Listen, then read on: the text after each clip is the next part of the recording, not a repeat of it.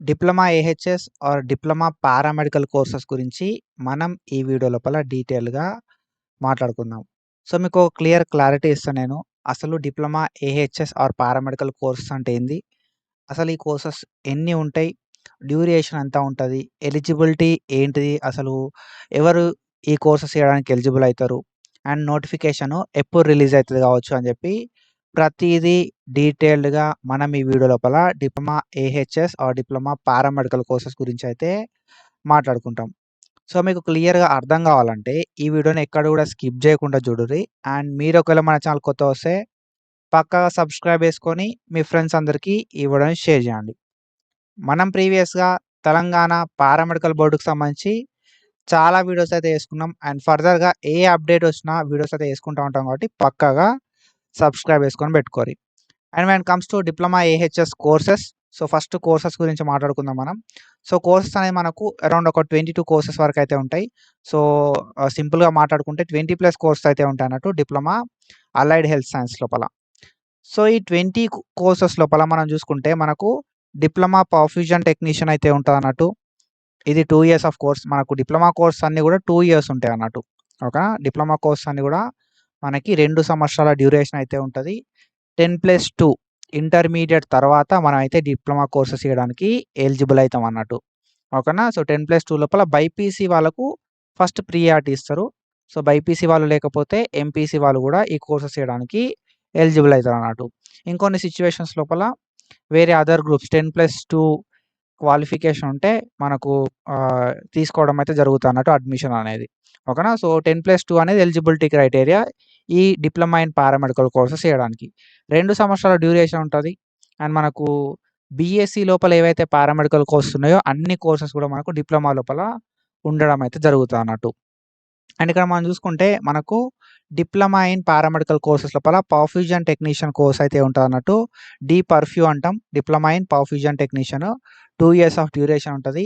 DOA diploma in ophthalmic assistant అయితే ఉంటదన్నట్టు మనకు. ఇది కూడా 2 ఇయర్స్ ఆఫ్ డ్యూరేషన్ ఉంటది course. DMPHA diploma in multipurpose health assistant male. So, ఇది కూడా మనకు 2 ఇయర్స్ ఆఫ్ డ్యూరేషన్ అయితే ఉంటదన్నట్టు DMPHA. DHFSM diploma in hospital food service management technician. ఇది కూడా మనకు 2 ఇయర్స్ ఆఫ్ డ్యూరేషన్ అయితే ఉంటదన్నట్టు. And DMST diploma in medical sterilisation technician అంటాం. And operation theatre technology technician అంటాం అన్నట్టు. Diploma in medical sterilisation management and operation theatre technician. ఇది కూడా మనకు 2 సంవత్సరాల డ్యూరేషన్ అయితే ఉంటది. డయాలీ ఓకేనా? డిప్లొమా ఇన్ డయాలిసిస్ టెక్నీషియన్ అని చెప్పి మనకు 2 సంవత్సరాల కోర్స్ ఉంటది. Diploma in medical imaging technician అని చెప్పి మనకు కోర్స్ అయితే ఉంటన్నట్టు. Diploma in medical imaging technology DMIT. So, diploma in medical lab technology DMLT అని చెప్పి మనకు 2 ఇయర్స్ ఆఫ్ కోర్స్ అయితే ఉంటది. And DREST diploma in respiratory therapy technician అని చెప్పి మనకు డీఆర్ఈఎస్టీ అయితే ఉంటది. And DRT diploma in radiotherapy technician అని చెప్పి మనకు డిప్లొమా ఇన్ రేడియోథెరపీ టెక్నీషియన్ అని చెప్పి 2 ఇయర్స్ ఆఫ్ కోర్స్ అయితే ఉంటది. డీఆర్టీ అని చెప్పి. DOM diploma in optometry technician 2 years of duration course అయితే ఉండడం అయితే జరుగుతదన్నట్టు. And DDT diploma in dental technician 2 years of duration course అయితే ఉంటది. డిప్లొమా ఇన్ డెంటల్ హైజినిస్ట్ అని చెప్పి మనకు డీడీహెచ్వై అని చెప్పి ఒక కోర్స్ అయితే ఉంటదన్నట్టు. అండ్ దాంతో పాటుగా డిప్లొమా ఇన్ అనస్థీషియా టెక్నీషియన్ అని చెప్పి మనకు డీఏఎన్ఎస్ అని చెప్పి ఉంటది. Diploma in cath lab technician అని చెప్పి 2 ఇయర్స్ సంబంధించిన డీసీఎల్టీ అని చెప్పి కోర్స్ అయితే ఉంటదన్నట్టు.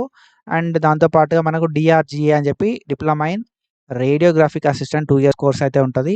And DDRA diploma in dark room assistant అని చెప్పి మనకు 2 ఇయర్స్ కోర్స్ అయితే ఉంటది. And DECG diploma in ECG technician అని చెప్పి మనకు 2 ఇయర్స్ ఆఫ్ కోర్స్ ఉంటది.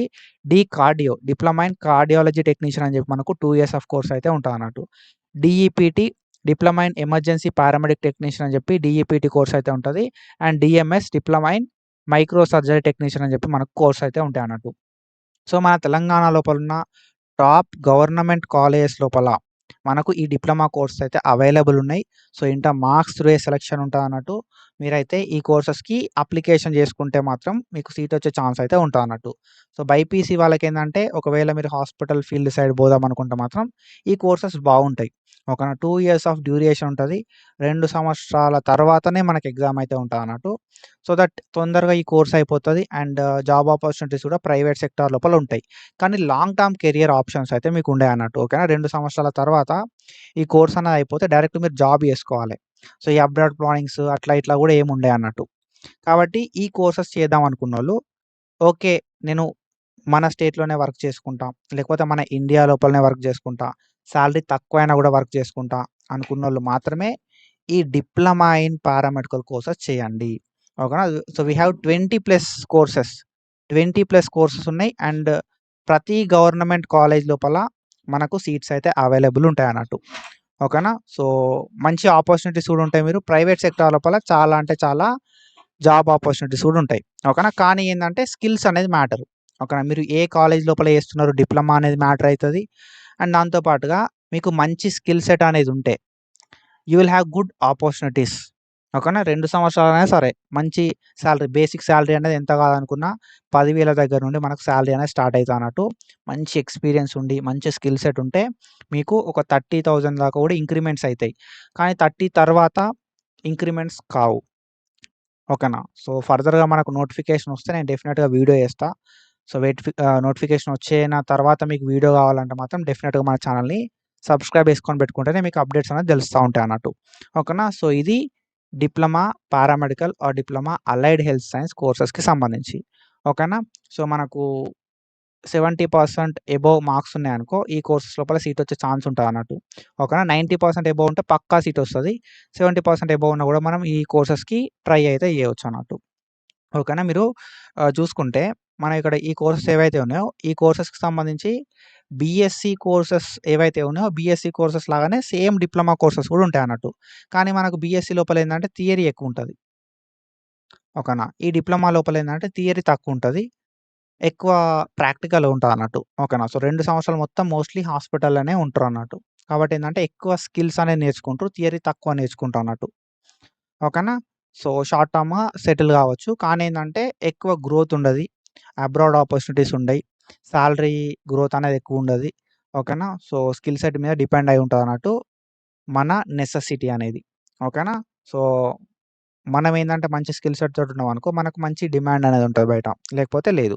ఓకేనా. సో ఇది ఇన్ఫర్మేషన్. ఐ హోప్ మీకు క్లియర్‌గా అర్థమైందని చెప్పి అనుకుంటున్నా. సో ఇట్లా ఇన్ఫర్మేషన్ అప్డేట్స్ కోసం మన ఛానెల్‌ని ఫాలో అయితా ఉండుర్రి. Thank you so much. Signing of.